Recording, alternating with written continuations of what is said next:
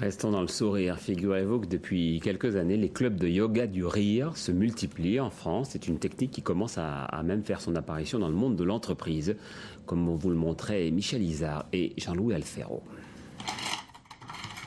C'est peut-être injuste, mais a priori, le sens de l'humour n'est pas la principale qualité d'un expert comptable. Là, il faut être concentré, très concentré. Bougez-vous! La discrétion. La rigueur. Et pourtant, le rire est le thème choisi par cette entreprise de Belleville-sur-Saône pour son séminaire annuel, histoire de remotiver les troupes et combattre le stress du métier. Quand on doit accompagner devant un tribunal un client parce qu'il va déposer le bilan, c'est pas toujours drôle. Le fou rire est bon pour la santé. Donc c'est parti, on se croise partout. Les neuropsychiatres l'affirment, Corinne Cosseron, elle, le met en pratique avec le yoga du rire, une technique qui permet d'atteindre l'hilarité totale par de simples exercices respiratoires. Et maintenant, je vous veux totalement déchaîné. Et un effet d'entraînement collectif.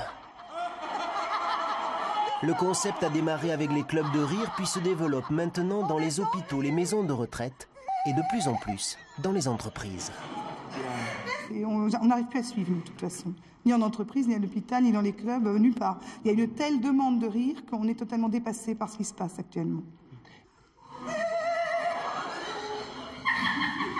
Ce jour-là, certains ont ri sans compter. Un exploit pour des farceurs du calcul.